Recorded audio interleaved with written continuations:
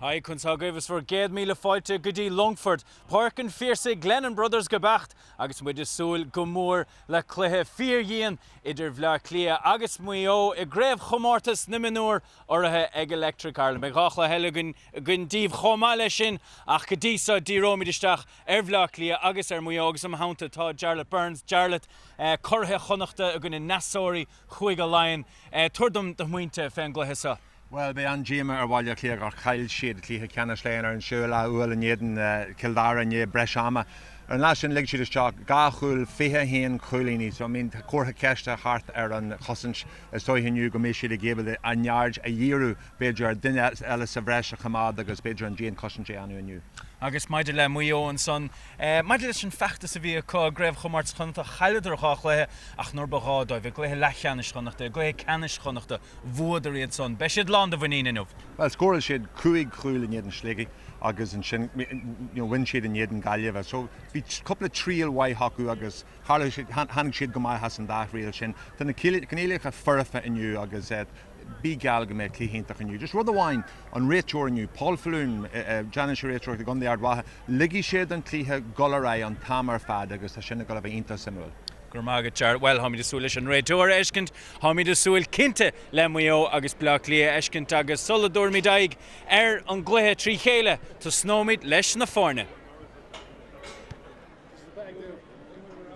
Well, to Snowmid le Bhla Clia Marsha agus le Furin Jim Lahan agus Marchimid and son ha couple Arúgan and so agus Stig well, ní sé gartar an Skyline and son os for Gora Machagib ach is ever a night deag sen and forker a hosnian an so umrhanona in night own Gannon Selina Lachul Peshkele Diromi Shachan Ishan Tusse agus Marchin Shim Sean Kinsella ever a hendeag Luke Swan ever a Caherdeg ach Fionn Murray Kmad Sul Gera and Varsa ha trí trocha Cahar Scoralteg and Varsa is Shekle Gadisa Farhamos Davish ever a doeg er rom shoot Maigh Eo Maigh Eo Marsha well Ahrú a bhaint déanach tinta a cusan chomá agus dálinscéil ní hesin an tarú an son is ever a fehedó Mark Tai a hagan isteach in náit Paddy Heenahan and not Laura Hurt so sin Ahrú Laura Hurt agus an son Maigh Eo leis na tusa ní léon Ahrú Maigh Eo leis an Cheshire a hosníon umhranóna Frank Irwin a fuair héanadó a gluthe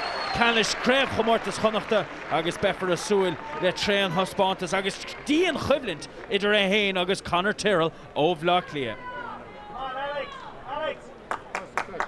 Well, Sinead Rachor on Lion Yov Hashem son the Sasha Laura Nailnig agus Craha Live le Dina Paul Falloon mar Louis Jarlath o Chéanamh Owen Doon agus Louis Paul Falloon and son Jarlath agus an Tionchar go méid go mechig in Rachor so Gluthe. Yeah, just like you said, Cliha Golarai, a Smilesh, Shrúhan Cliha Golarai and Tamar Fad agus you know Matana this Rachor than Sky here Kahimera agus the Magul Gomorlish and Toy and Yanager Rachor down Cliha Shaw.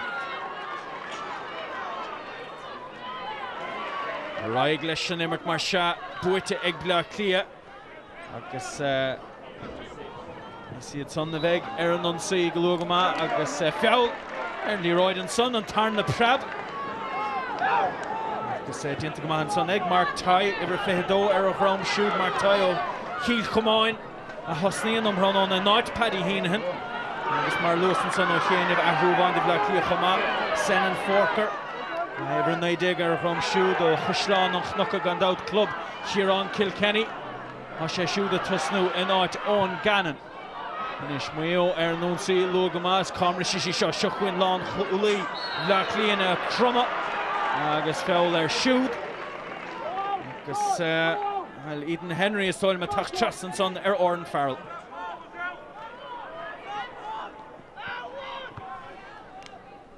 Nis Bhla Clia No goal Lloyder fight ag Luke Swan and son Rory Keen Fós the Deireadh Fnacht leis agus an Maigh Eo and so goodie Dara Purcell ó Chróca Chiel Machoda in rion leis an fuair na má na chomá Bulger Robbie Bulger Crumann sé feall ar Leroyd dar leis an Rachor agus mar seo Cicéir a bheith ann a ríis do Maigh Eo Owen McHale Her National Sons a chur hanas gotí an cool bar Luke Jennings fós amach leis Orca céim le Bader a Raig Lynn agus Raig le Paul Walsh leis an gitóg trasna na Páirc le siúd le Dempsey, Sean Dempsey.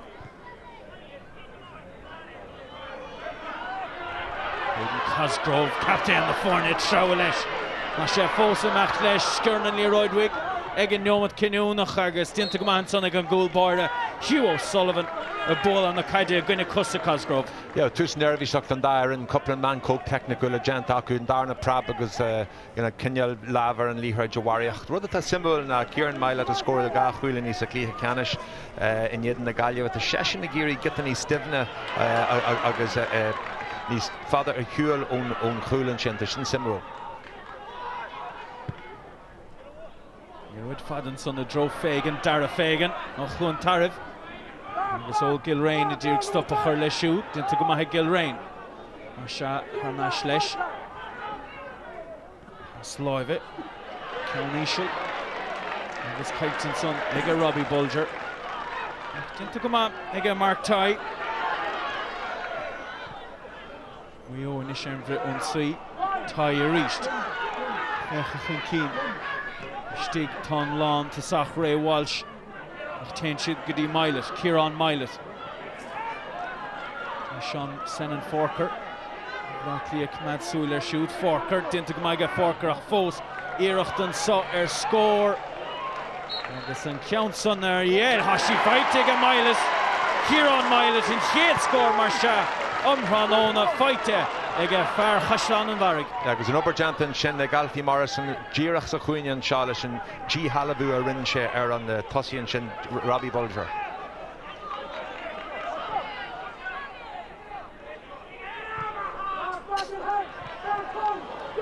Ríist Dara Fagan. With Craobh leis a ríist Dara Fagan. Rial an bhaintáiste ige. Tá sé fósa meach leis tig de Gilrain. Inis Tá Reince Bois ige leis sin a sóg. Agus sin freigra all in fad ó Uirn Bla Cliath agus ó Dara Fagan. Imróírintach a sé Dara Fagan agus áhar céú compordach agus atáiste agus é stelab na líhraid. Siente hon tosaí agus cé go bhuair sí an bontáiste bhí an muine ag a galará agus an cúlí na chorthar an trasnán. Chiacamach an son ó Luke Jennings agus é Dírigan son Thornton. Nach haim siú Dylan Thornton a crumma. I gárdach ní Lee Roide. Henry, Harnash dro Thornton. Lewin son o Harry Coakley. So Rory Kane has sé Craobh leis a Luke Swan a dúrg stop a chur leis. Omcha came in a Bader. Dyn bhiste chur bhaide ha Cosgrove captain the Forne. Agus cadé mar iireachtain son o Oran Farrell. Úntach ar fad ó imar Chaslanach nocha.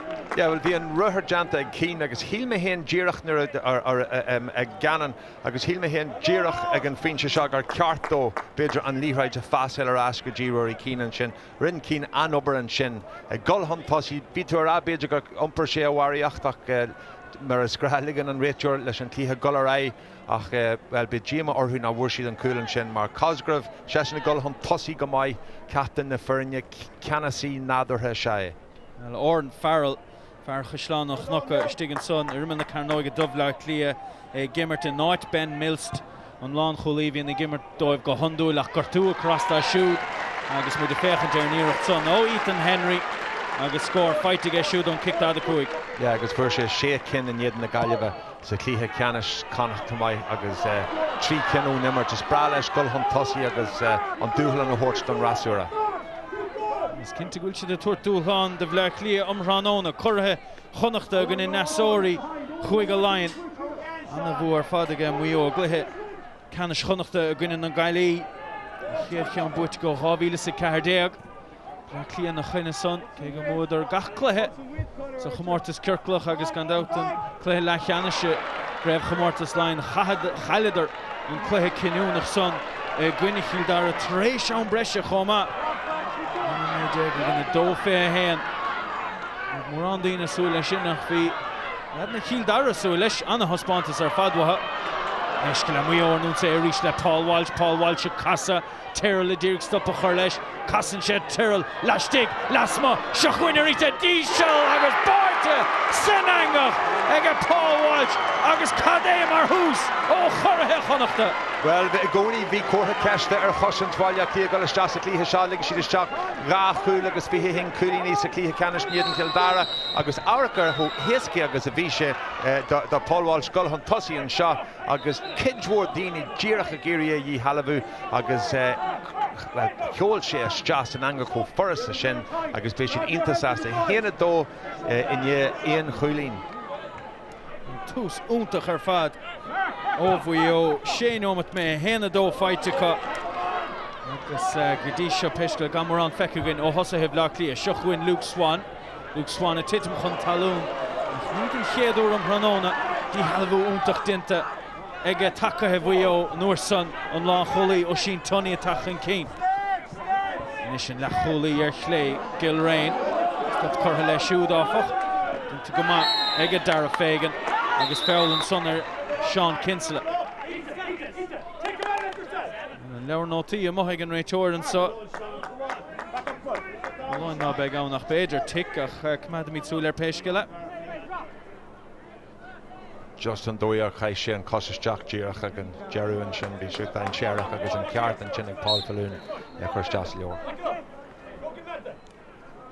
Cuirta buí bronta mar sin ar Owen Gilrain. Fégan all in cream I draw Swan leis an pass on the draw Bulger fouler siúd agus féhéire fuiisih so le ghlacha go Lá Cliath. Ja, le mór iontacha sé Bulger just ní rón túsas fard a bhíon leis aige nuair a G Halabú agus nuair a thug sé ar chiúil an Chalavan sin leis an darna Prabach dúirí go Hanaway leis an sin. Robbie Bulger 3-9 fáilte siúd is sé chluithe dubh Lá Cliath. Agus so go bíonn tú gcónaí cumad súil ar cén sort freigra a bheith ag forann ar éon sort chailúint agus ó hebh Lá Cliath agus a hebh an forann bain istíochta de neart athraithe dinta an som Hranónacha ón Cluiche Ceannais son a chaileidir I gcuig a láin na Gcuine Kildara is muid a féchan an son ar Fionn Murray scór deasfach siúd an chéad ceann Hranóna ó Fionn Murray. Ja, ceann master a Forrest an sin do Fionn Murray agus bé sé sásta leis an chúilín sin. Sumú lei sin nach chaid Jarlath an méid aisrithe dhéon bainisteoir Lá Cliath Jim Lehan bhí gortú a crastan lá cholaí Ben Mills, but má eich míid ar an chuigar dé go chuig compórte in Kildara Jack Lundy ní hosíonn sé an Vertalár Ghort ní hosíonn siad Bert Ellis na tosathe neart aisrithe ón Cluiche Ceannais son bhfuil fan míid leis an Imerton so rial an bhantáiste le Maigh Eo le Thornton na trabha leis a Ryan Spáisiige ó scór dara Purcell á bhla go cream ceann eile úntach buailte ag leadan a BEO níach ceann amháin chur stréacha sa chluiche go dísa. Ja, sin chúilín iontaach an sin ó Dylan Thornton ruthar den Sky fást Harbh compordach ar an líomhráid ag Janú spás dó hina grachtar a seas a spás agus é chuth an trasnain go muíach agus sin áhracann tú ar an inchoratá deanta ag líne le hosaí Maigh Eo tá géirí go Hanaway leo aniu. Is ná bí a caint fe income a ggóhéics na dubs Jarlath an lá brafadach na chorás san na bheithain is an díosbárach san na bheithain. Feileann son ar Sean Kinsella.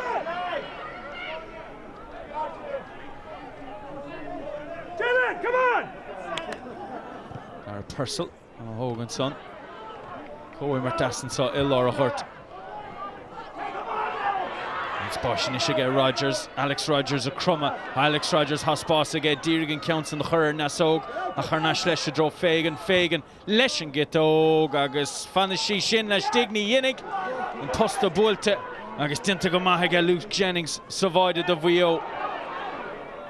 Well, agus é sin díorchráte gom an ceann san tucha ige crín díirech de Fionn Murray charnas leis siúd a dro Colm Walsh go dtí Kinsella a casa, Kinsella, Ryan Spáisiige, Kinsella is sin gitóg agus beisi sin ar slé agus ar fóríl. No, well, In near in the dollar. In near in the dollar. Dini Oga and Shaw a gimmert sa gan se conde agus John Ferman koga a gonigan level Shaw. Shaw an aitu will na Buachalla Oga Shaw hig fólam a garda agus níl an taihig acu go fáilach ta rinchim rory a gimmert chin you tad an sky. Just rather one Louis to and chin Gateo will an chin Arha Jantak Balia Clia. Come in a bontash you small taku. Smi one tash fasta on Urchin the Dainra tag Balia Clia agus and Tickhuggers and Rainwood tagga. Learned the Nila Saga Kehe and Kluger Jagus Faratagga. Will rain Fowler shoot Bader. Charaigla Nimmer Tarnash. Lesh draw Dylan Thornton Nish. Count Lua, Count Fada. Stach Selina Lontasacha draw Walsh. Walsh Crummer, Ray Walsh. Passing son the draw Irwin. Ryan Bosch Nishiga Irwin. Irwin Nagasashi Shinny Yenig. On Tarna Count Marsha. Fori the BEO. Visha Jirach Kitchen Huel on Crignus Neravi, a kick in the league right Jan Shin, agus Ray Walsh is Fareg or Wilesh Hachtamakers and Talaba Isle, agus Hortamach and Dinya Tag Raktelashta. Das Bulton son Ega, Luke Swan, a draw Kinsella. Nish Dara Fagan. Pass Lua. He draw Rogers and Nish to spot. Hoswan and Invishtach avoided Jennings. Fowler shoot Bader, English. Agus Schley is Foril. Ach bin Kinte Desh Untach the Luke Swan. Oberna Gapel and Shin Janta, Alfie Morrison and Shin Jirach Nurabishek Chak the Stach, Ruhard and Sky Hagga, Agas and Shin Tagan Shah, Rulen or Rulen, Eg Hillis Gahomlan Farelcha, Akafirinach, Vi Shansega, just a Horcher Lativ or Heaven Lava, Jesha and Shin, Ach on Gul and Shin, a Furshow, Alfie Morrison, Shahan Far Kupra, no matter Henner in and G Halabu Intach, or Bolger, Agas a Jirach Nurtashe, Golhon Tossi and Shaw. Arch Keata a grachtel Jirachanakalas Robbie Bulger, well ta tree knee shilum sa scorelchek Bulger Gajisha, Shannon Ashka Gahitu a Hortsto, Ach Creduans Telcha Foster, Eg Luke Swanmar, Hui Shemach Godon, Agus Vi Shabbat a Rachtel Stach, Agus Ver her filed and Lira Janam, is Kinyuna, but Giam Erna Rushi Abata, a Horace Jasahul. Well, being Narty Sport, Dominic Jarlath, Mar Sol Detain, Maiderleshan Jamu, Egum Lucas Gales, Kadashanu, Kadnacha, Achis Kintiger Fader, Golan Yen of Agus Skill, Dorle and Golan Agus or Hev Amade Agus, Gachenu the Vegartgut is Nile Kesh, Nagref Sheshin Untoch, O Alfie Morrison. Agus Shin Kionel and Shin O Mark Tagan, Capu Shin Alarna Parker. Paul Walsh, Sparsiga Walsh, Initiation Getoga, and Drachon shoot. But just Jirach and Capuchin, Alarna Park at Mark Tai, Visha Gahintach and Doya, Liam Shesus, Cosula Bradan, Agazea Isle, Glan, Agus Sintach and Rodde, Goel and Dachul by a kick in the Leader to Mark Alarna Park, Agus Neil and Irrigin kicking a Mach Gurrigel of Fakalog in the Moon. Dempsey, a Deerigan Council, Horhanash, Joe Cosgrove, Dinta Gadasiga, Higsha.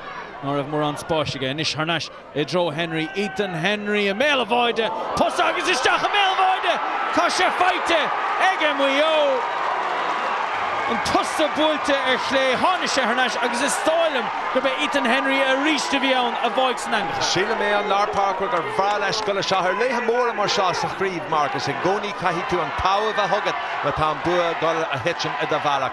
Ober Intakan Shin Janta Q, Sullivan Sahul, Jirach Aurakan Shin Yuru Yartega, Aaron Bulu and Yedin and Quillia, Agus in Tagan Chicha, Fayan Shin Yichabalta, Ea Gramu Gaheliska Homlan, Agus in Shin Henry Sanach Cartigan Amkart, Arish. Well, she Kieran Miles, a Ford and Cool Erdera, Marsha Do Tree again, Weo Trish, Kuig Nomity Dale, Dimsha Harvoid Ha Murray, and Havoil and Son O Jennings, Kadai Marchleha Trish Vegwin, Lachly Tree in Hiedla. Do tree ag Maigh Eo agus Narteshna ag Buachalla Firóg of Áth Cliath Chuma. Richten Saha a Crumma. Well, you're more on Keshton son Noggin in Alfie Morrison Fowler, Sean Kinsella. Marsha Beg Deshaun, Duffyon Murray. And Kieran Miles a Ford and Cool son. She cool sich le lachan she gonna schläge Choma. She rafuinte gle kanish on goeige gwinnen a gaili. Agus shin beide agus puinte I'm shehan sa omran onige. Fionn Murray mar se pointe fighte godísa hige. Ráfuinte fighte godísa hige. Forrest agus muine nach fasta mar caiise trasna an chuúlín an sin an darna chuúlín a táfáite Fionn Murray. An sinné Mailis an son hen fighte godísa hige Jarlath an a hús. Agus tá sé Harbh mai fasta just ag fáil gramúr an líhraid agus mar luí méid tús an clíthe líne le hosig Maigh Eo an abhan uachtar acu agus just gach rud a tá maithe teachtú huiniu. Agus a rís an dá ráhacha bal cruú bra firistig an na canáig a ré bháilte agus an son. Luke Swan ní raibh sé ó hást an son. Well, tá sin symbol mar tá sé tuairteach an réiteoir go ró go fíoraneach an buntaiste fáite aige agus gur chail sé an buntaiste mar dheala gur haring sé an fel siar. Ach beidir a luithe just chéintse an tosaí an seo agus féann sé an buntaiste an seo. Na díreach an seo séidir an adóg an seo agus áhar ibar a trí an sin á sin tony just stoppan sé a luithe agus a cluineann sé an adóg séide, so ní dóilem go raibh an buntaiste céarn aige agus a héil sé. Fionn Murray mar se cháchic séir godísa an bhranónaige agus iad scoráiltaige. Féiles trí a gáilt. Stíl álainige tagann sé trasna ar an líróid nach mór agus an ceann dinte agus fighte ríistige. Well, an táhacht le bhainn le tógálaí siar cecanna tá sé le feiceáil an seo inniu mar is eisina tá a gcinne le tí sa clíthe seo trúr as an cearthú fáite aige. Puinte ó dara fégan tríis chéir nómat agus ó hinna le puinte ó Murray tríis 9 nómat tríis 6 nómat i déag agus an ceann tríis 6 nómat i déag an bearna leidathe an sa é Longfort go chuig fuinte. An son le Dylan Thornton fighte ag a fégan stoppathe ag a Gilrain. Malsin son mór lána Páirc de Bheith Cliath a búil na líróide ar an dalamh a raig leis an imirte sin réiteoir a raig le Conor Tyrrell. Machchan son ag a Maigh Eo Cosgrove a Chatain Harnash i dro Maigh Eo le fechan cín sé Ray Walsh leistig, cín sé Frank Irwin leistig a Harnash leis.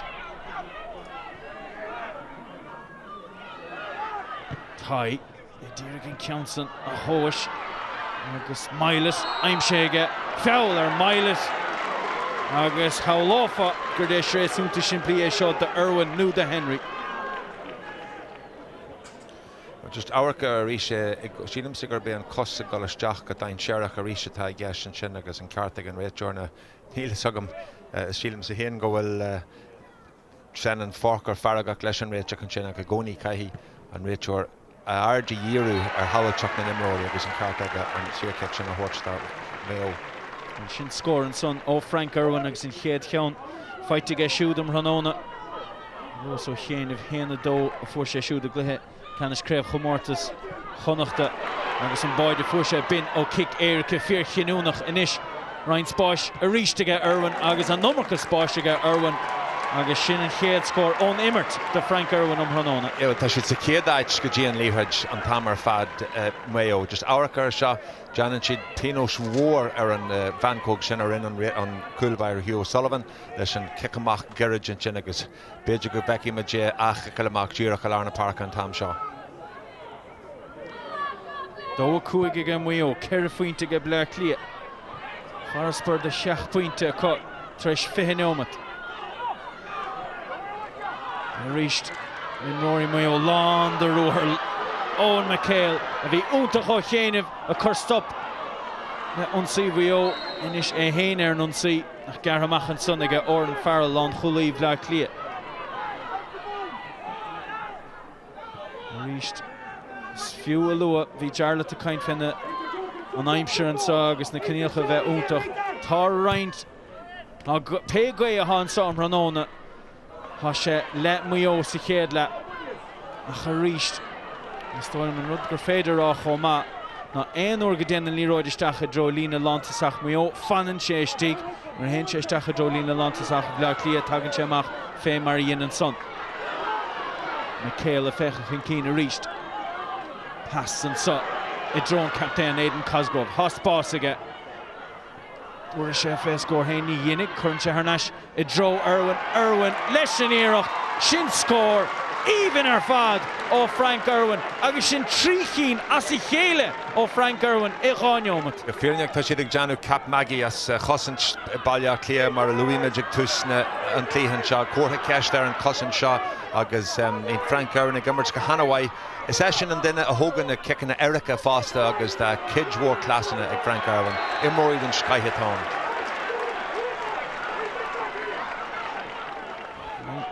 Fionn Murray and son. Gimpy. Agus gan bheith sásta néchar leis an gine son. Agus a chosúat ar an scéal go bhfuil anadaí a tachtasteach do Bhla Cliath ní tharlá sé sin go fóilín. Inis. Roch híirecht an son agus gan Ciarán Mailet ní sé ó hásta néchar. Agus mu a fecht is son go bé Ross Keogh a thuca gisteach gan bhuiil. Ross Keogh Hosnig. Go hé Ceannais. An chuige gine chiil dara. Swan. Harry Coakley. Steach sa chuine. I dro Alex Rogers. Rogers a maho scór Tony.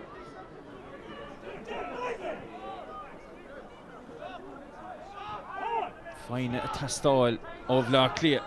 Dara Purcell. Purcell a casa. Colm Walsh. Aswick Shoe the dro Rogers. Rogers. Ceannais so a dro Kinsella. Swan. Spás inis. Ege Walsh agus builte. Ege Colm Walsh agus fé dhéire. Fine úntach ar fad ó Buachalla na bréamh gathraach agus scór as ó Walsh. Níor splank dóchas an sin do Bhaile Cliath nearna dála bhí sé dabal de brisú fríd an cosint sin cosint iontacha bhí a golaré an sin ó BEO agus a seán céad ahrú atá deanta ag Bhaile Cliath seo Ross Keogh sílam. Well, Ross Keogh tachtasteach an son. Agus Robbie Bulger a fágan na Páirce.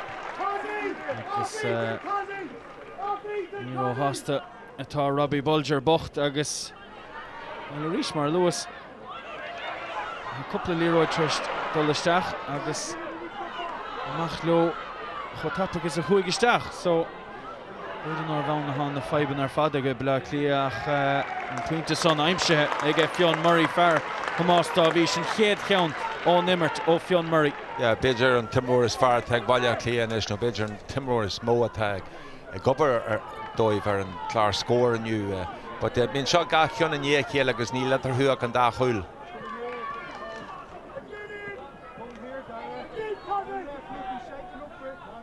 Jennings mar seasa bhaide do BEO. Mór gríomh fada ra sé sin níos fuide nas na leidna Lára Hurt. Agus raig le Bhla Cliath ríist.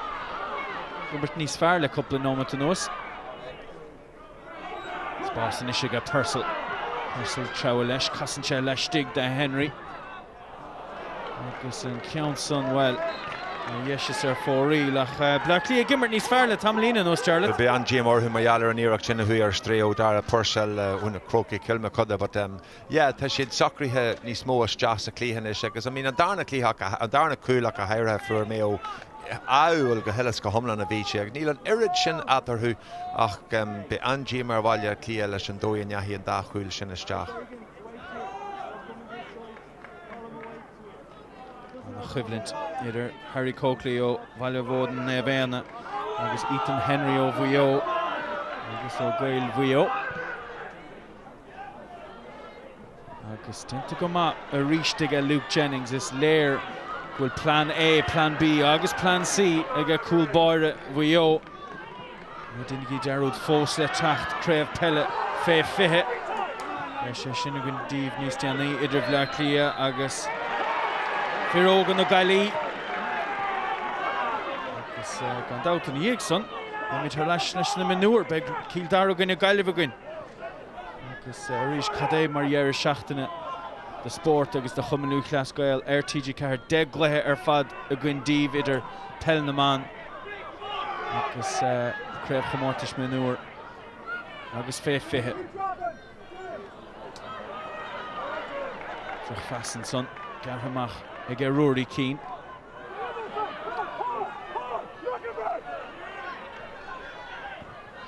Mark Ty.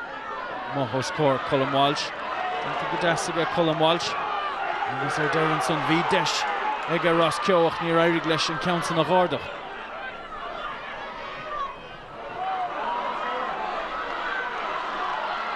Paul Walsh. Fósamach leis. Conor Tyrrell dirige stoppa. Shochwin Frank Irwin. Frank Irwin Nunsi. Lash dig da shoot ha Henry. A Harnash leis. Shelvige Fós Leroy Keane. And this shrine spy shige Dylan Thornton. Agus Arish. Buachalla Maigh Eo and task cart ag an naum cart all round no goni. When you nach Compordoch and Leroy Coe Martinta can shin agus Idir Thornton agus Erwin she's on Cliath shin ta Maigh Eo Harava dain sherach fad.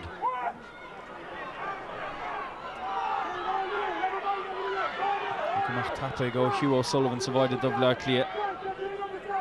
Shelva Coinish early road. And him to Laura Hurt. Conor Tyrrell, Fechachin Keane. And Chen Council, Istach, a draw Alex Rogers.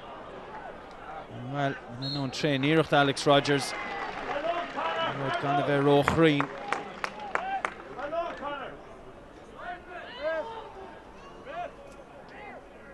Luke Jennings, a Dirig Count Hapig, a Hogant. I'll have Bert Gorta and Sophia Law, her Dolan Scale, Kieran Conroy. Gorta had the Áth Cliath, agus Storm Grabé, Dylan Thornton, ha Shinte. I have Maigh Eo de Corlish, Chur HÉireann Conroy and son. Well, agus Virginia Tarrant Yarra and Yaha stoi go an Bert Jackwick here, just Gulleray agus. He smoke Corlea Shaila Gliaham. Conroy. Sathairn scale go Chinna Ceathrú East. It's me fechant in this Dylan Thornton a V Shinte. Nish Shell of Ega Miles a Trowlesh. Lash take the Archer. Skjurin Leroydwig Ega Nomat Kinunach. Ach fi real and montage to get Marsha. Arnashley next big dish. Coemercherish o Gomaleshkil Marcus Coemerchintach a rish on the land Lat Tossi Henshin Dylan Thornton agus Kieran Milet. Arkar Milet Jirach again who made Jarlath Taryn Gitcher a Yanzi agus Currentist Jahar and Ruher agus in Kiel again Rachor and Buntash to stop agus and Sheer Keka Horstow. Irwin Marsha agus in Council fight it Arisht Ega Frank Irwin Kerrikeen and Ish I'm Shea Ega Irwin. Agus sin an da chuúlín in dhé chéile fuair baile Áth Cliath an Ceanneil Teachtar a bhí acu just díreach muoilithe an sin ag Maigh Eo. The Huntach and son ag Conor Tyrrell and passa níos crinne I draw Sean Kinsella. Kinsella a dig Trowell leis, Keane a chur stop leis. Kinsella in is chur son isteach a draw Luke Swan. Buachalla an tarna éireacht. In is ha Berta Mohan sa Dubh Áth Cliath, Dinnica son Sha Ross Ceathrú agus Dinta go das agus go Crean ag an Tunnadí Ross Ceathrú. And they're in Rita and Cliath agus Shimply sin Áiricin sé Inta Shimply and far under the Hannah Gare and Farkin sin agus Áiricin sé Suas Current sé Haran Trasna and Tús Inta can sin the Ross Ceathrú.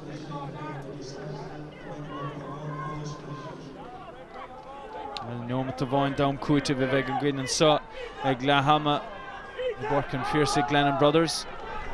On the Chidlin Terfad, Feke again and saw Siched la Idir Áth Cliath agus Maigh Eo.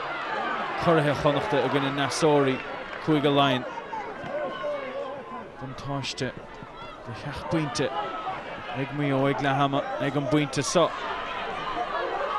Ag Deshavine Ella score. Buachalla. We have Gachrach, Nish, Chochuin, Coakley, Paswick Shoe, the John Murray. Déidir sé Chartaga Murray and score a Chhlacha a Hain. And Nish, Desh, Ega Kinsella, Casa Harnash. Arisha draw Rogers, Nish, toss boss, Ega Rogers, Bult Ega Rogers. Shin score even Fad, Gwyn in the Guihe, Alex Rogers. An Crinnes son da in you, Kaim Mera Marcus, and the Canelia Cafarafet, Drum Clarna Park, a Hintach Fasta. Agus in Grain ag Sulshu agus Cliath and Skyhead agin in New York. Fearing Heelmaker on chance Kyle Chaku, there a Cur Finn Murray and Lehrage Mark Ruab there Yahan and Shin, ag vi should able to Hortarash, agus a Churash and Atch, a vi in Scorelcha agus Chur Haran Trasnan. An chulaí Maigh Eo sin Tony an son sínte gortathe ach agus ha Cluiche fós a chur Tony Bochtan son. Nada go díreach cad a tharla tá na dóg sé te don scéal ag an réiteoir agus céimid an son ní echan Tony rochún pórdach an éair agus nósa go naimsir Cecho hulkas han routine céanna san stá go bhéin routine clé a ha crasta well ha Áth Cliath mitheisteach agus ha Maigh Eo dolisteach inis well cad é mar haspántas ó choirithe chonachta dó a hocht feite ag Maigh Eo sa chéad leasa 8 pointe feite ag Áth Cliath agus bin fuair an bainisteachta Áth Cliath nach mar an son iad a Monday spóireachta Jim Lehan an bainisteoir Brendan O'Brien, Declan Lally, Frank McNamee agus John Lawless iad a mun chórá agus haulofa gohfuil ahrú nó hó fós le tachtan sa ag Lehama Jarlath haid 6 pointe te-fíor ag Lehama agus caiisiad rud éigean difriúilíonn sa tarna le. Gan áir sin was a hÉireann sa líne lech chuúil sin an áitiúil an dámasta aheanú ag Maigh Eo le Ciaran Mailet agus Dylan Thornton ach go hÉireann go fíoraneacht an cumar an scéal nach bhfuil duine bí an marcail agus beidir go bheiceimiid scéal difriúil sa darna le ceanna rudaí is táhachtaí a bhaine le banisteoir bí na áhrac ar na ligaí atá an agus tá sé cíalhar an rud atá siad a dhéanú tá siad tá cruniú golar é hí san sin tá siad níl siad a golisteach go dtí an Summerfest go dtí go mé gachrad sacraí hacu ach béle feiceil go dtí mar tá Baile Cliath go léada a tharraingt amach as an full seachna bhfuil siad. Well, hí sa caint fé chlár an lei in Neomh agus chách le heile fós le tachtan sógan i Longfort ach cad fé chlár an lei Máirc a sé gnótha chomá. Be mi BEO I Páirc an Cróca go Máirc don dara cluiche le ceanna semána Mionúr idir Gaillimh agus Lochgarman. Tá choiríocht céad faoi géad ag cuirí na brína se caite an Gaillimh go dtí seo le buanna Cailcuinnig Báirtas an angacha go Greg Thomas agus an chlár. siad an Highland a bheith istíigh ag gluthe leachceannis na hÉireann. Tagan le Garman isteach sa cluiche tar éis a géad gréibh lein a wintamach ó 1985. Agus here, Páirc Class, Lochgarman is a banistóir James Shield, agus na lead nógan sa.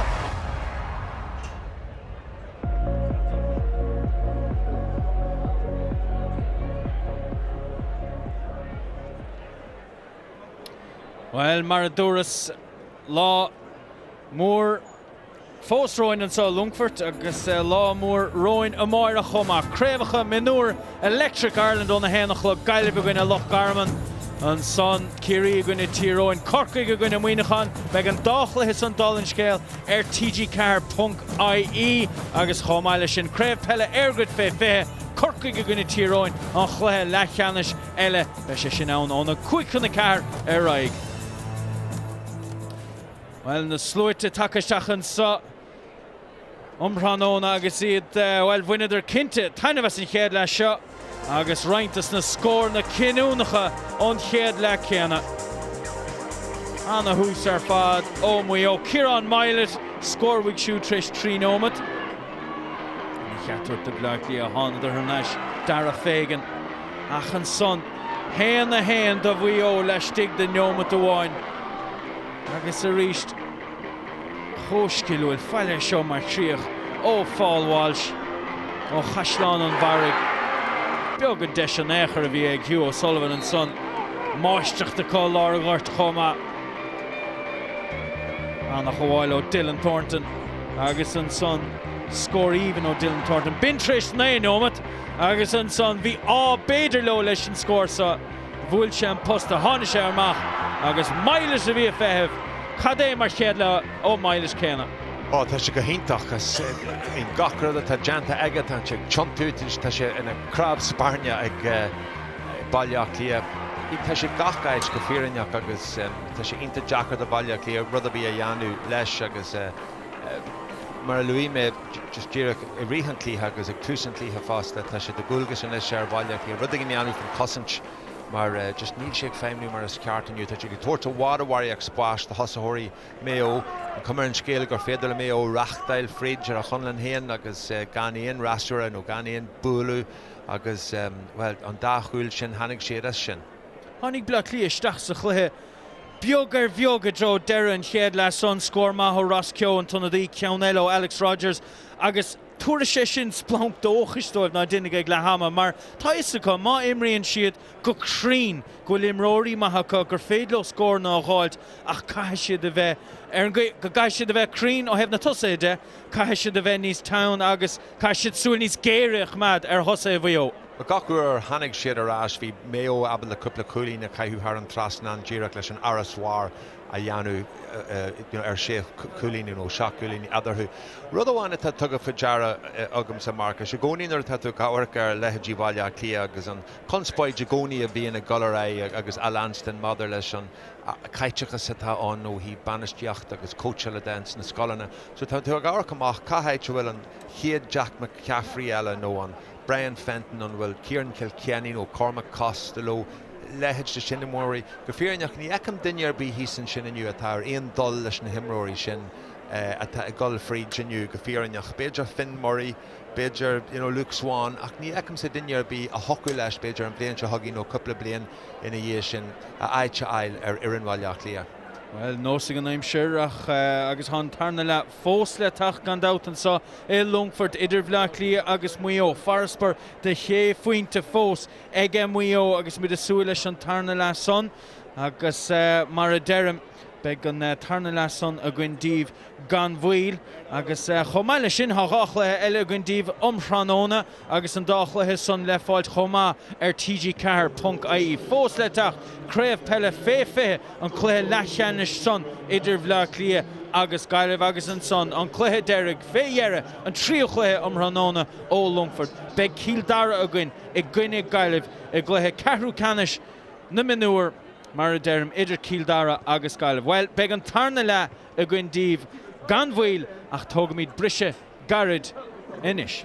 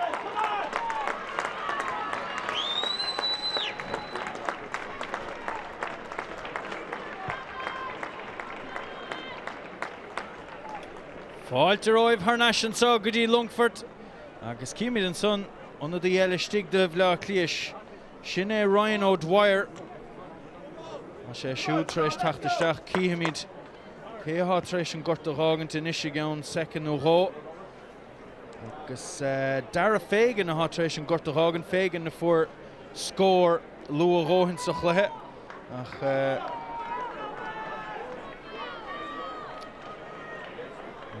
Derm Ryan O'Dwyer a hosnoig agus cíimiid an son Alfie Morrison a choráithnéir ach Ryan O'Dwyer dálann scéal thosa sé siúd a gluthe Ceannais Craobh chomórtas Lion agus bhuair sé trí faointe sa chluthe céanna peisceile ha trochanómat aige a rion a rágant ar an gluthe sa agus ha trochanómat ag an gahar déag eile chomá rion a rágant ar an gluthe sa a ríist cuair na gaotha ag Blach Cliath sa chéad leis agus críndíireach deis ar scór go deis ó Rogers agus an scór son aimsethe ige Alex Rogers tuinte sa chéad le tuinte sa tarna le ige fear clánúire.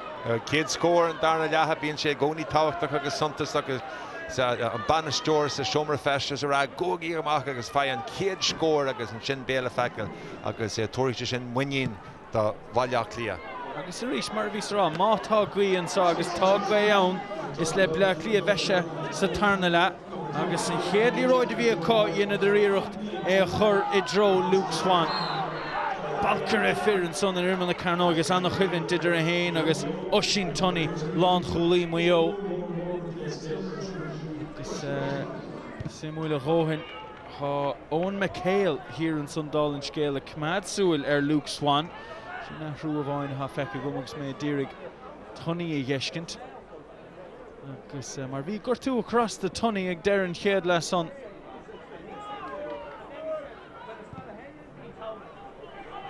Dine mé sin chin tú bhfuil Tunney méhead an ngortnú nachfuil.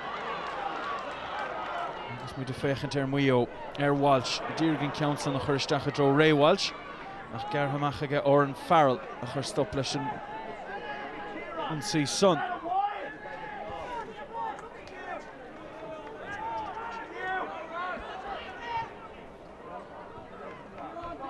Hugh O'Sullivan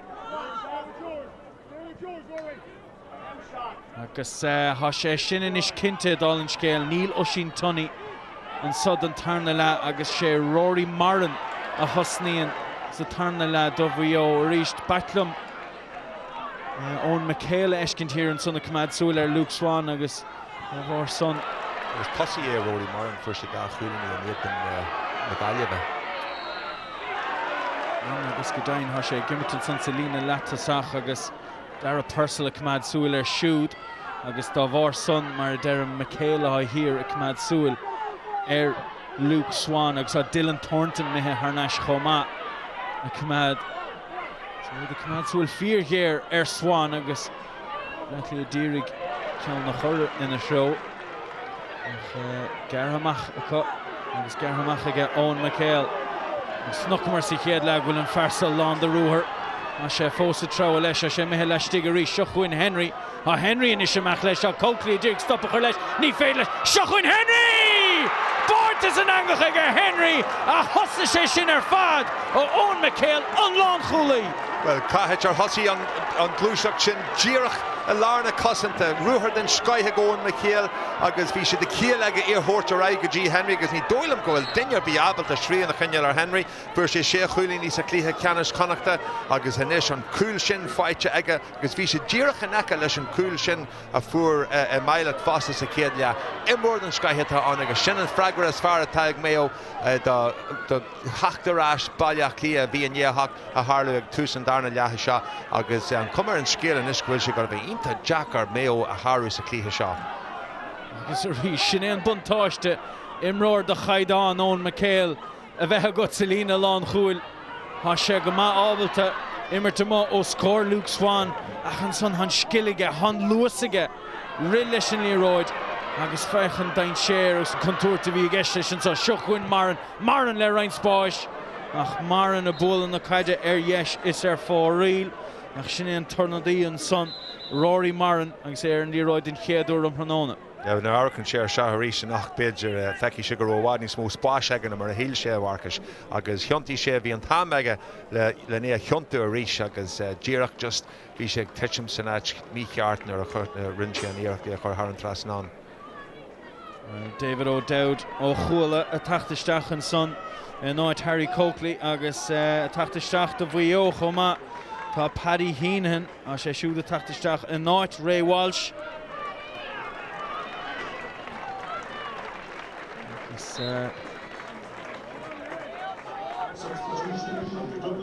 Die túsan tanna le agus ag le hama don dáir an maran de titim chun talún an son búilte ge dar a Purcell.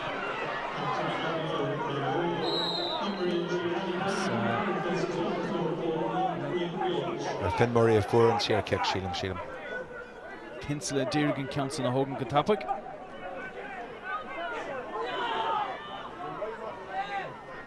Búilte ige Kinsella Deargan Council na chur I dro Swan. Búilte ge Swan I dro Rogers há faointe aimse ag an bharsa há trí faointe inis aimsethe ag fear chlánhuire. Ceann mai fight an sin but Luke Swan an rud atá siad gceann an cinneann móimartha taú inis an chorthaige na just chaithúas teach a rimmel le carnóige agus iad san dóchasach beidir go mé Luke Swan abalta ceannó go mar tá sacú fiúg an finse seo go bhfuil cúil ag taiste luúthe go sílam go sin dar a Purcell taine farca agalann sin. Íminn son Alex Watson Farello Chaslan chnocha tachtasteach an náid dar a Purcell.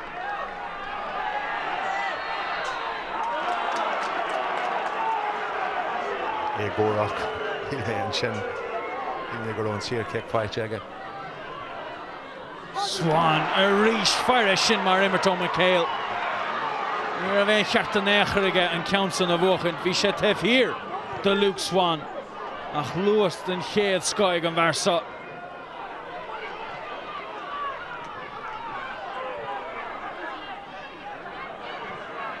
Tá Irwin an son Shelvach mad ar an líróid. Irwin a rís tarnash go dtí Mark Tighe.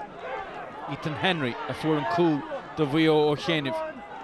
Keane Rory Keane a trá leis Rory Keane fós amach leis haspásaige os cór Kinsella an sé iirecht pasláimhe uirthuig nach cuma tarnash chuige leis an gitó búirteige Harrison Jasna. Ró áras de bhád ró áras in is do BEO tá siad deanú ceap Maigh den dúthail an seach atá bhaile Áth Cliath agus tá baile Áth Cliath sinianta tá siad in ritse amach as ritheach as smuointí fáste agus just hoculad ecelinis go tuigear chail siad an iad an Kildara mar just ní dóilm go bhfuil an inspired seo atá ag taiste i bhrinar bí an level seo hacu. Bhla Cliath bheachtas lines go ráidir den nócha dó sé chluthar trí chéile.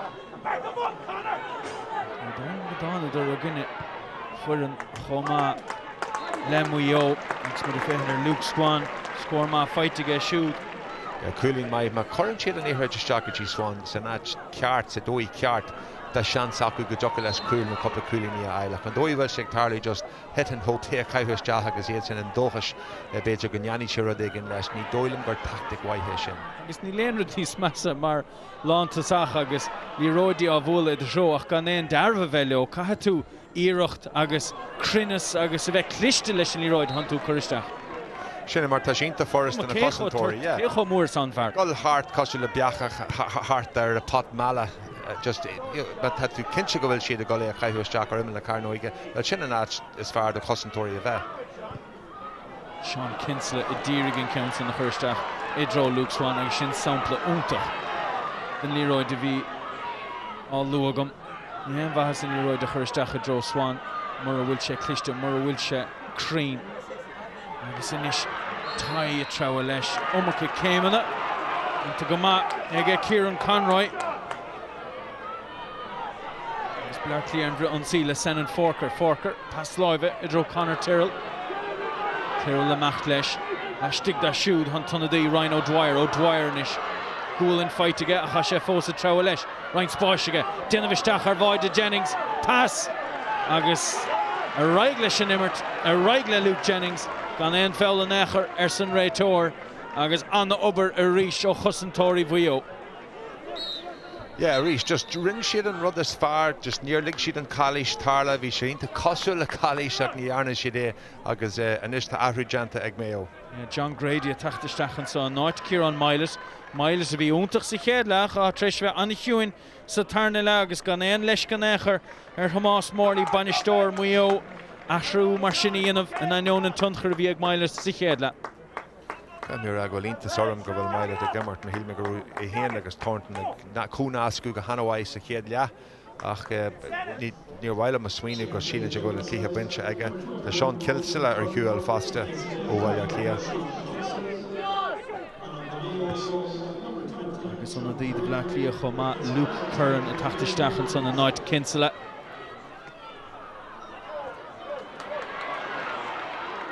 Rogers a ríist. An spáisin is ige Fionn Murray pass trasna an ghurt agus iirecht scór an son nach an ceanson chlé is fórí agus is go bé Ross Ceathrú bhí hís leis an ceanson. Yeah, just Jarlath first sin íhreiding Jarlath an sin agus cecail sé mar bhí aige go róise bhí ionsaí an sin agus a rísháin líthir de golas deige fiúnar raon sé níl go leor takeíochta ail aige fasta. Luke Curran an son Ever fi héan a ramsúd agus anna dhearbh aige leis an tanna leid. Paul Curran a Luke.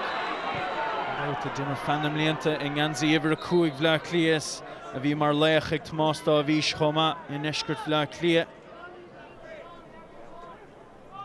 Luke a gimmart in ish. Maigh Westminster agus anna den son anna ag na Gardaí anna golf anna Cluiche Ceathrú anna rugby a cohan son agus Luke Marvald den Glob Céanna.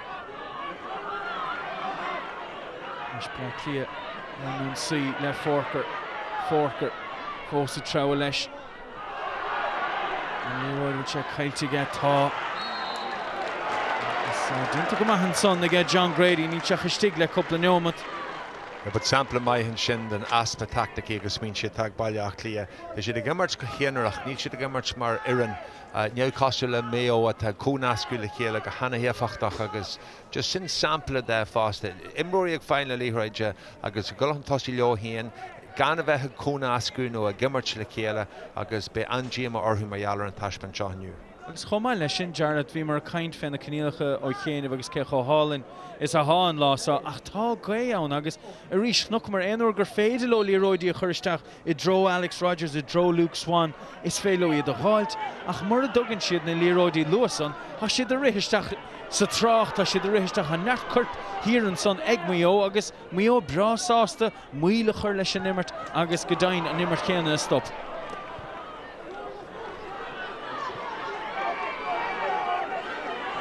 Luke Swan, trasna an ghurt, Gudri Alex Rogers, ein spáis ige Rogers, hín hena dírig stop a chur leis, Rogers a casa, skillálinn ó Alex Rogers, trúr a dírig stop a chur leis inis, agus deire an adóg séiteig an réiteoir, agus is kick séir a bheith ann de bhla Cliath. Agus díreach nar fir an Cluiche sin, dairach sé suas agus fiú inis níl ró irid agus duine amháin den a tosaitheoirí baile Áth Cliath is tí just hartfa ceantar na cearna oige just gur beidir gur bhaile sé a caiithú isteach go gleic agus an cúil cliste a ail. Cinne rud atá tastal ó bhaile Cliath an fínse seo? Fionn Murray mar se fear más dá bhís an éon scór fáite gas sa tarna le. Tríchin, Kerrichin gom na scéal maithe aimse gas I chéad le. Murray tá trasna níróid agus dinta go brá ag siúd a ríist. Rá faointe déag an isise go bla Cliath. Cúlín mai síirchach mai ghlacha an sin caiith mé ran ar swinin tú nach cetógé agus bhí sin ar híomh cetóige imróir mai hisáid Fionn Murray agus nuair atá duine mar sin aige gur féidir leis na scórna aildeit sean síntaach mai heige go bhaid sé úscrad agutí an hÉireann sinseir. Well sé faointe atra a ríis féin mar a bhí ag le hama. Maigh Eo an son, ceart le Frank Irwin an son. Is bla Cliath a ríis de gimmart níos fearr le tamlín an nuas. Buachalla Luke Shaw, Os Cor McHale, Herna Slow a dro Conor Archer. Archer. Nach leis. Nash leis a ríis. I dró Murray, Fionn Murray.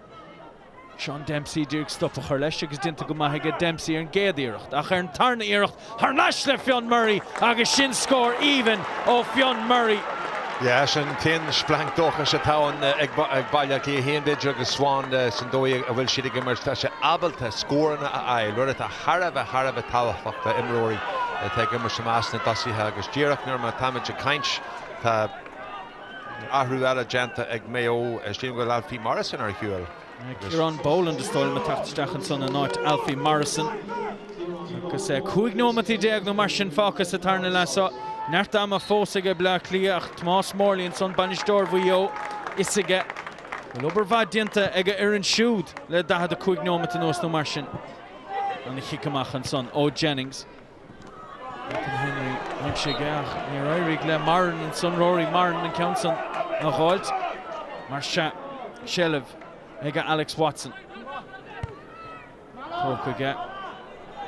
Dinta go maithaige Colm Walsh a chaimsiú Walsh a fuair puinte ó chéanamh inis Forker I treo leis a dírig stop a chuir le siúd há John Grady a cha Forker fós amach leis. Forker a hosnig an cluiche sa lína lechúil de Bla Cliath agus a kick séir buite an son ige Forker agus haulófa go meid scór eile an son de Fionn Murray agus an son sin ceir a faointe as I chéile de Bla Cliath Jarlath agus beag an bearn na son leidathe ar ríist. Ja, sin ruthar ítachan sin ag San Forker agus díireach nuair a bhí sé tosaigh de ritheamach as smínsú sílim sa héan gur sin John Grady a hagan isteach leis an Cluiche Ceathrú agus Uiranta bíonn tú inta sásta nuair a dhéantar Cluiche orta agus bheith Forker sásta leis an Cluiche sin gohfuil sé cinnear gortaithe mar ní raibh aitibí aige le ríthe agus Van Coogan sin deanta ag cosantóirí Maigh Eo an sin. Fionn Murray mar se. Haulófa go gur sí seo. Bhfuil sé í seo thar sin teastáin agus dintaige Fionn Murray. Agus den chéadú mar nóna sin ceir a scór as I chéile inis de Bla Cliath agus mar a dúras an bearna leidathe inis go dtí ceir a faointe. Ceir a nómatí déag fáca, ceir a faointe fós idir na fórne Maigh Eo 3-9 Bla Cliath ceir a faointe déag. Gan éon scór feite ag Maigh Eo le den nómata nuas. Láhan uachtar ag Bla Cliath ó hebh na himmarthe ach láhan uachtar ar chlár a scór ag Maigh Eo. Seochuin Bla Cliath, seochuin Ross Ceathrú. Pass ar neis, I dró Ceathrú agus há an Counson sábhánta ag Luke Jennings sa bháide. Cad é mar hábháil ó ar Ballinrobe. Well, ag dearan clíthe seo má bhainneann Maigh Eo agus na Virginia garach siar ar bhuachhaintí an clíthe sin ceamdanna rudaí is cinneanna sa clíthe mar dágate sin ach cúlín amháin adarthú do bhuiadí sin cúil sin. Ruthar ionach rinn siad gachrad mar is ceart agus sílam sa héan beidir go ceart dó an áit é a chur san áit ceart just é a bhuaile go crua agus é a chur isteach faoin cúilbeire sin Ross Ceathrú. A Jimra go maithú tháinig sé ar an Páirc. Well, an action a gyn si chéadla. Dó hocht ag Maigh Eo si chéadla, 8 buinte ag Bla Cliath. Agus an action a gyn sa tarna le choma. Sé fuinte fight ag Bla Cliath go dtí sa tarna le hen fight ag Maigh Eo. Deisianis ag Fionn Murray an bearna a laidú go 3 fuinte as há sé dinta ag Fionn Murray. Sin 5 fuinte as I chéile níos de Bla Cliath agus ceiricín as I chéile ag a Murray. Yeah, I mean, sin an differ an dairan in is agus well, I mean, is an dúhan an smó táir Maigh Eo an is na gan na Cluiche is forrasta seo a ligans agus mar mayanan siad é well be dír orthú agus is sé Finn Murray a churthaí an líthir tear an trasnán.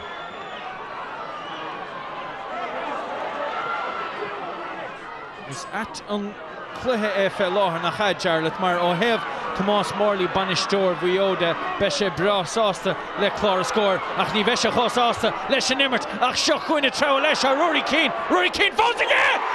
Le héad de siach ó Rory Keane agus a ríis é sin ar fad tosnathe ón cúlbáire Jennings go dtí ón Michael a bhí mar Longfort agus an son an rúthar an rissa ó Keane. An ceannaíocht nuair atá tú aníos le brí tá ceanirí ag pastáil céhéad na daoine a cheasan suas agus an am seo. I mean, bhí sé stoppi agus an sin bhí sé abalta hasú arás agus líthir de churis just an angach.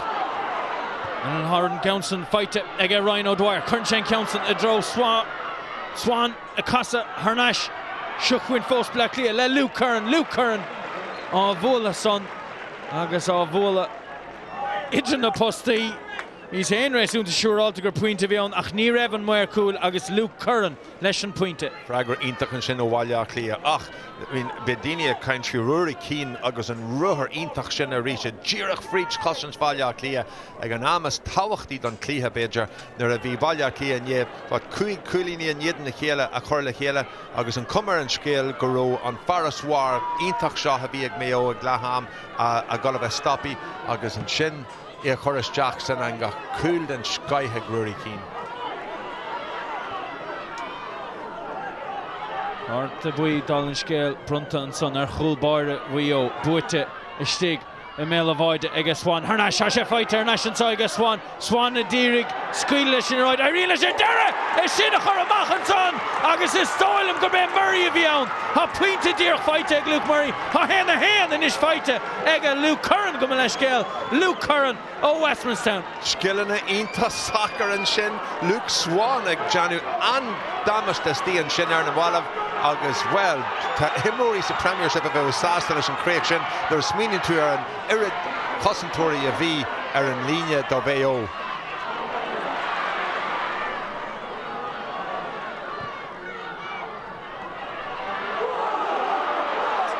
Dimishach avoidance Bortis and Angach Ega Alex Rogers. Oh, le head the le head the chuig nomen tá treis bheith gin and so agus le head the Imroir ó clown with it.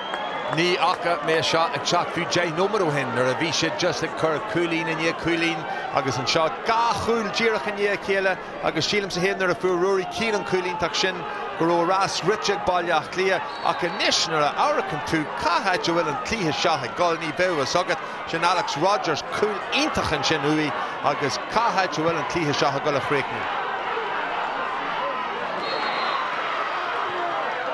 Ken Fragra Evegeg BEO and so Shuchwin Marin Skirran and Leroy Wig a Hainsha Harnasha Marin a Trawalesh Real Montage Eg BEO and so Shuchwin Dempsey a bull in Leroy a Cadé Marfas O Dempsey Boyton son again Grady a Casistach Agus Puite fighting son Ega John Grady. Well rin sin Rud Ceart and sin mar an trí score Jarlath and Shin, Yahoo, agus Coolín Wine, agus well being Cummer and Scale, Gujockala, Coolile, Birginis Fossa, na Coolín, just Auracan Che Suas, Jan and Shin, Rud Keelwer, agus Current He Haran Trasnon. Well, Hamid Ho score and so Longfort, Do Shade Gega Black Clia, Caharade, Maigh Eo, Beg on Breshugan, Beg Kick Erikugan, Beg Creach, Leshan Glehasa, Umpranona.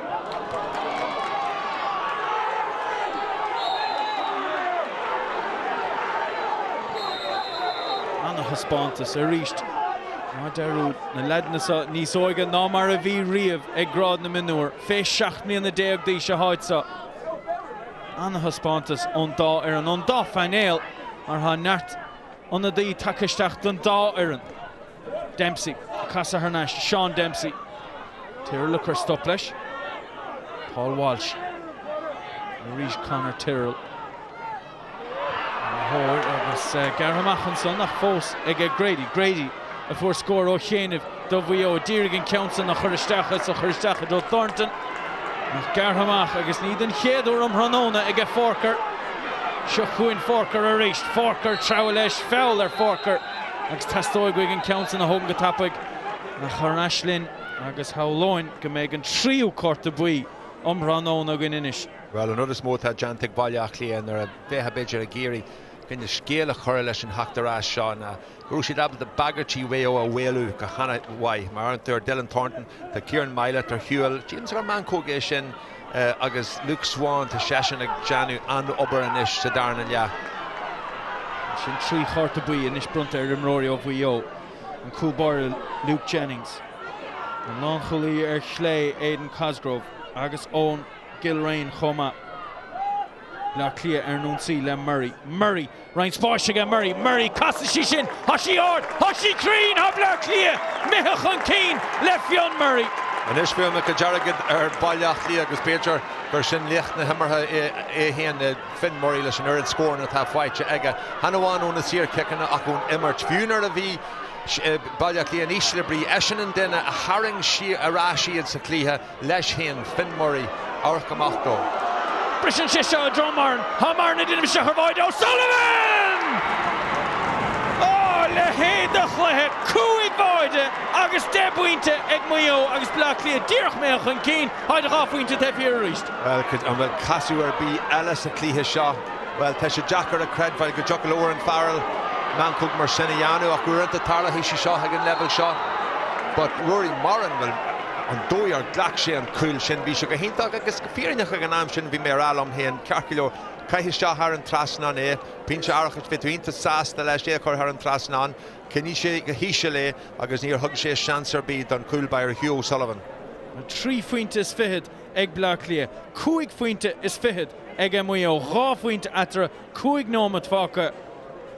But a rís cuatha ceiste inta mór ar chosan Bailach Cliath. I mean, lig siad isteach dó seach déag in Kildara. Cúig a dé, cúig chúil a lig feran Bailach Cliath agus híl me héan goil siad sinneanta más na gosantóirí agus beidir gur ceart sin ceart a dúan sin atá Oran Farrell díreach in eil, be angíama ar go hairithe in dó liginstan líhraid sin titim fríde láha. Farróga sé agus tásúlaach nach bhfuil sé ró díamach mar an rud atá díreach in tarlú dó. Lannach lethe immerthe ag Oran Farrell, mar luas ó chéanamh Ben Mills de bhí gimmert mar lán chulaí de Blá Cliath ní raibh sé fáile gortathe. Ach cléthe má immerthe ag Farrell ranóna. Ach an corta dómh son brunta inis ar Farrell fear chuisleán an chnocha. Agus Ethan Henry is dóilim a há sínta an sa. Agus cóirleis fós á chur ar siúd. But go Jimmer seo mar clíthe, Marcus, cumna na clíthe is fear a bhacha mé a riú caiithe mé rá. Agus na himróí óga seo. Well, go hairithe nar a smíonn tú ar an irid a bhí Bailach Cliath siar agus an dói ar hanig siad arás, léir siad anspirid agus inspraid agus go fáil in gach rud a deantach út tá siad siar sa clíthe seo, Jackar a credbhail. Michael Neelan a tachtasteach an son fear chrócaí cíl mo chuda ibre 16 ar rúm siúd agus stig an áit Oran Farrell, Frank Irwin leis an puinte son mar se an bearna méadathe go cúl agus an bearna son a tastáil an clí a há Blá Cliath i gimmert Sathairn lesa. Ní dólan gur seach an cúil dearannart an clíthe agus nílach trí womat a fáige. An seachcín feite go dísa chuicín ag Maigh Eo, há cheanna go Blá Cliath. Trí fuinte atra. Se chuúna tunna daon is Neelan. Nas Idro Conroy, Ryan Spáisiige a Luke Swan is stigan sunrim na Carnoige. A Thornton a cumad súlar, ha Maigh Eo a cumad súlar. Agus fear an Phiarsaigh má Rogers anna chiúntar ag siúd ar an gluthe sa.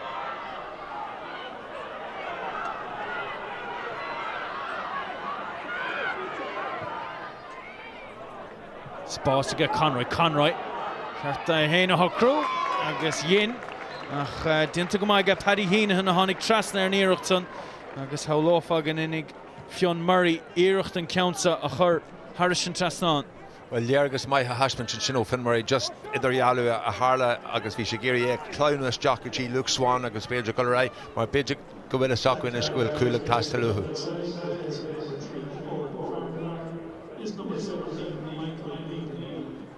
Fionn Murray mar se grúhéin. Ceir a faointe fuair se sa chéad le. Ceir a faointe, cúig faointe sa tarna le gom leis céal. Agus inis, an roig leis puinte iver a de a gháilt ranóna agus dairig leis. But Jackar credbeg go jocaile duine ianaach J chuilíní eil agus a bheithar an tíh a chailean an clíthe. Jackar credbeg go jocaile sin tarlú agus ag dear an clíthe seo fiú a chaileann siad hiag leis bheith inta bradú leis a go ddíireachtaí mar bhí clíthe den scaithiniu ón immert agus óna sír kickin na fásta. Cinnte Fionn Murray a Hamas chud Hamas dá bhís.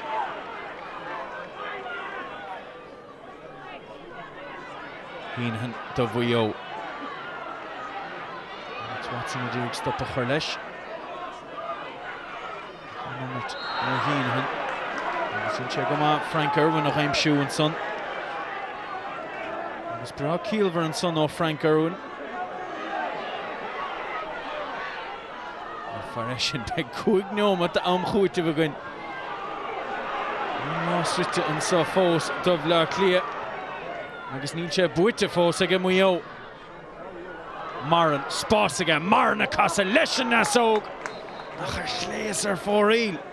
Bhfuil bit Jimmer mar an maialar sin min sé gach rud ceart fú sin líomhráid siomtaí sé dabhraigh sé suas hí an tam aige agus ní ró sé abaltan bartaí anú agus ní leor Phiarsaigh de gach faoinse nuair a tatú ag tarring sé cúig nóméad de bhreis am. So son an Forker and son the dro Connor Terrell inis a bhla son sin Leroy Dasson son isteach sa chuoine dro Swan a crumma dinta go maithe ó scór hínan a Swan fós a trá leis Luke Swan gúlinn fightige san éadan san ocht a charaig leis an immert san réitóir. Cadé mar Leroy do Terrell Garhamach ag Murray Fionn Murray didn't mistake avoid Jennings. Murray leis an gitog. Emil avoid a casa ha Swan. Han Leroy down a crumma. Dairig Luke Jennings. Agus vi shelvig an Leroy. Des eller avoided the Black Cliath. Yeah, sílim sa gur bíon runna tá Murray a géirí ará leis an muir ná gur chuirdaine igen a láb ar an líthráid nuair a bhí sé ar an talamh agus beidir go an ceart an sin ní dóilm go jocail a duine bí a stoppu gan a láb a chur ar Owen McHale beidir an duine bechiantaí an sin ach well níle sugan go Jim ar a chinní siad an líthráid sin an Maigh Eo an chúil. Aidan Cosgrove, captain Maigh Eo cadé mar chluthe weak shoot. Níl an chluthe hart fós. David O'Dowd Trasna idro Ryan O'Dwyer Ryan spáisige. Agus é dírig puinte ghlacha a chlag éireacht wig. Agus bra furist Jennings avoid Heenan pass Marwick shoot agus breú a tacht son ar Conor Reid so Conor dro Kieran Boland Heenan a reached go mai ge Heenan ó hanna séisteach ag Glahama Anish Henry for cool Sathairn lad de Maigh Eo Maran no bra cliste inis an in dowerha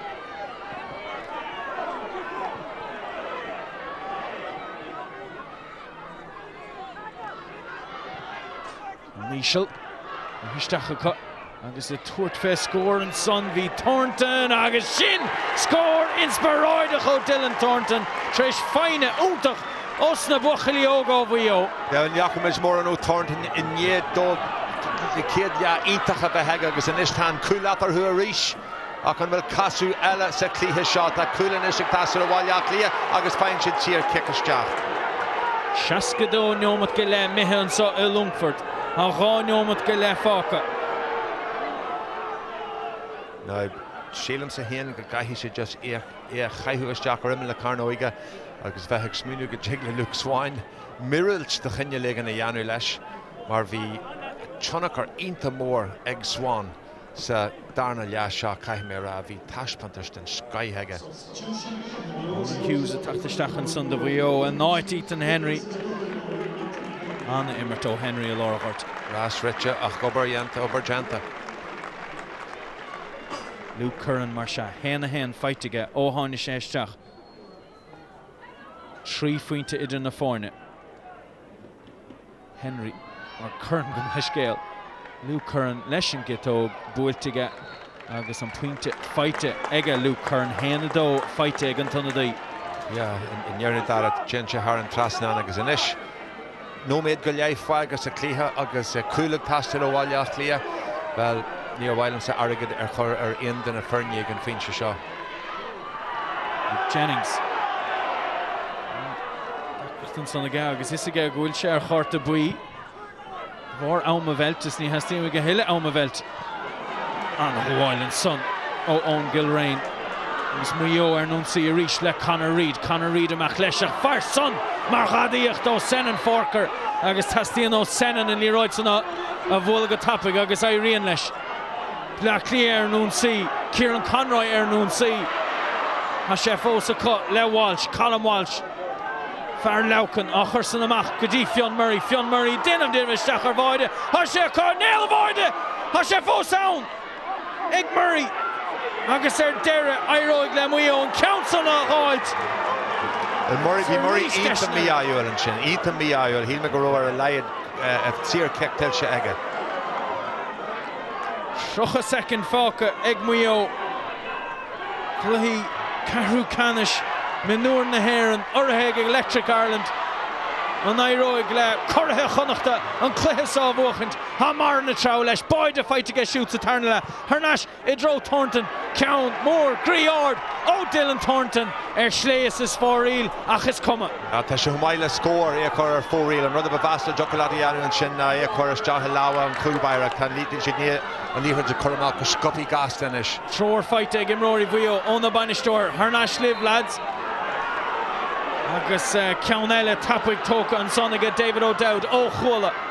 Inis sé méle bhaide raig an ceanta ó Alex Watson com rishi ha sé fós an son na méle bhaide ha sé buite ag ón McHale ó léad de lana agus má chórdach an son ó Paul Walsh. Saca tú an dói ar thug sé suas an líon sin agus é ar líne an fuil. Má chríam a bhélagus dí leanmhainte gom le Maigh Eo. Creidin go nearnate sin. Ó na thug séite Jarlath. Ó le héad de skill ó Paul Walsh. Well is fad ó tháinig na clíthe mar seo caiith mé rá. Bhí sé rás ná raibh.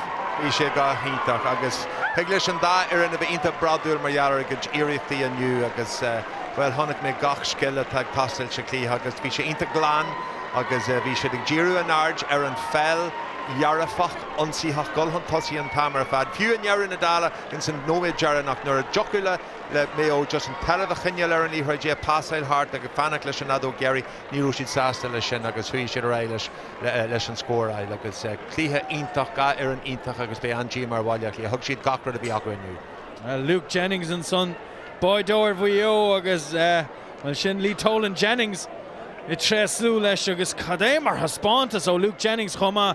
Okay, fuair tosathe agus imróí Maigh Eo cúig bhaide Jarlath ach sa bhaide dóibh hain Luke Jennings bhí coppla neomad cinúnach aige mar chulbáire do Maigh Eo. Bhí coppla sábhailt einta tábhachtacha aige duine ar ghuine agus tháinig sé amach ar an ceannas fearr agus well heagla le héan agus cid Jordíní eile mín an cúil sin a fuair ruúí cín beidir gur sin bu faoin se an tlíthe.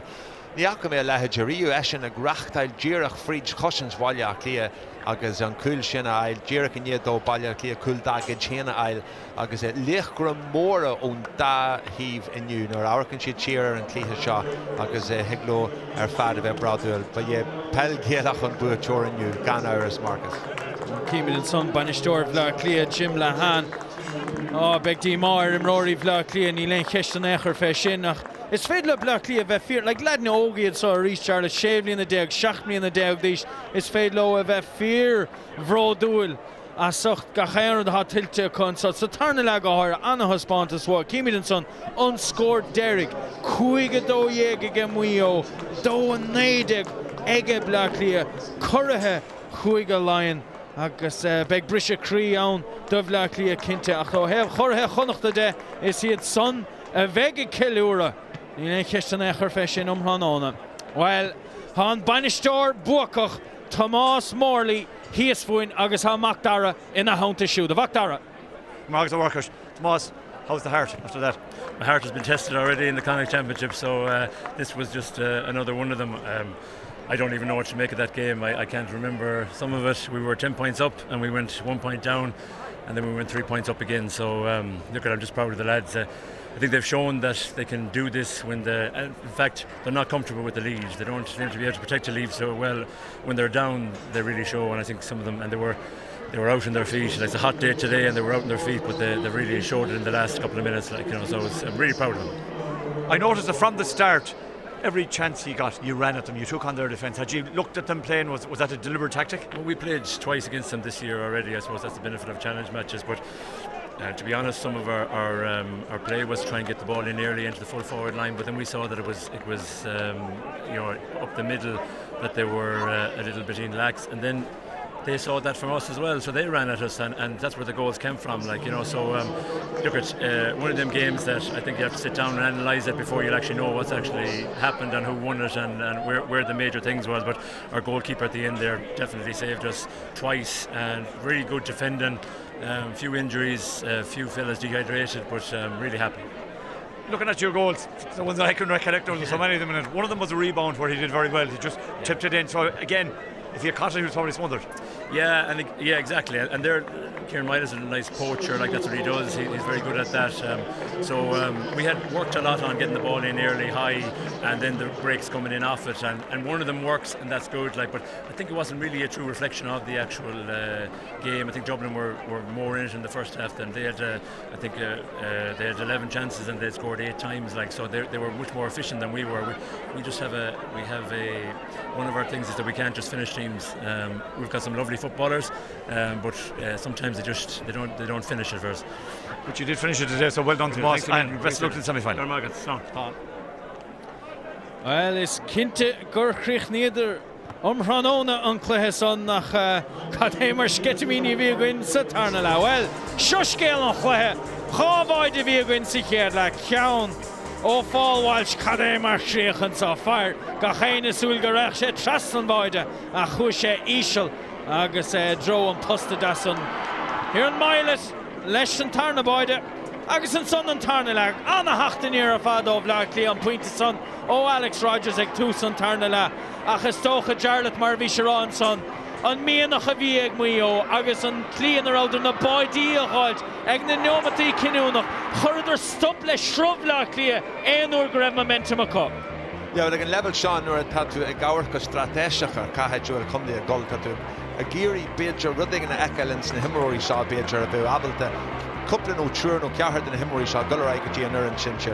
Ní léon áras go bhacamid sin inniu ón dá ar an bí me get the crew ar bháile clíag Jarlath Ceathrú mar ní rud a bhí feici ugí ag an féinse seo uhu ach sa darna le hanig siad a rás well go muirge caiim mé rá agus leis na cúil seo agus leis an dói a rimmer siad agus beidir grú siad ag brathhaíocht ar Luke Swan ach Finn Murray a hanig isteach a hanleidir ar fás na daoine a hanig ar an Páirc fás na senin fás Páirc leheadí ach an cúil sin a bhur ruaí cín bhí sé just Jackar a credbed. Agus gan dát bhí deisna ag blachlí a chomahan son agus níor bhlóra bhuaig Maigh Eo agus ha duine de lechra Maigh Eo a downta McDarran is Frank Irwin. Margaret Walkers, Frank Irwin is with me here. Frank, that was some game, wasn't it? Oh, it's mental. It's run. I don't think I've ever covered as much kilometres in my life, but we got through it in the end anyway. It was kind of a strange game in that you, every time you got the ball, you kind of ran at them, and you scored 5 goals. You could have got a few more. Yeah, we could have. See, we've really strong runners coming from deep. We knew we could use that to our advantage, and even in the first half, boys coming through, me looping around, getting joy off that as well. It's great to have the runners in the team. I mean, you were 10 points up once in the second half. Even though you don't do it deliberately, is there, do you maybe slightly switch off? You do a bit, yeah, but you're kind of like, I've done this much, but coming towards the end, Tom was fairly roaring at us to get back anyway, so we did it. So got there in the end, got over the line. Anyway. So nice to be able to sit back now and wait for semi-final. Yeah, hopefully Craobh looks nice anyway. Well done, fair play to you. Cheers, thanks again. Gur míle mágad a bhachtara, gur míle mágad Frank Irwin chomá riméad ar siú prá sásta sin haisiad is sticks na cluichí lechanis na hÉireann Craobh chomórtas Mionúr na hÉireann orthe Electric Ireland ach ná duine darúd fós le tachtam ranóna cluiche lechanis Craobh chomórtas fé blá clia I gcuine gaiileh ha sé sin a tachlúin gan bhuail ar TRÁCHTAIRÍ agus chomáile sin Craobh Peile Mionúr ríist an Cluiche Ceathrú Ceannais eile ranóna sin cíldara I gcuine gaiileh agus mar deirh an dá chluiche son fós a gundíh ranóna ar TRÁCHTAIRÍ ach go dtí an dá chluiche son uim héin Marcus Ó Buachalla agus Jarlath Burns a bhí am hánta slán go fóil.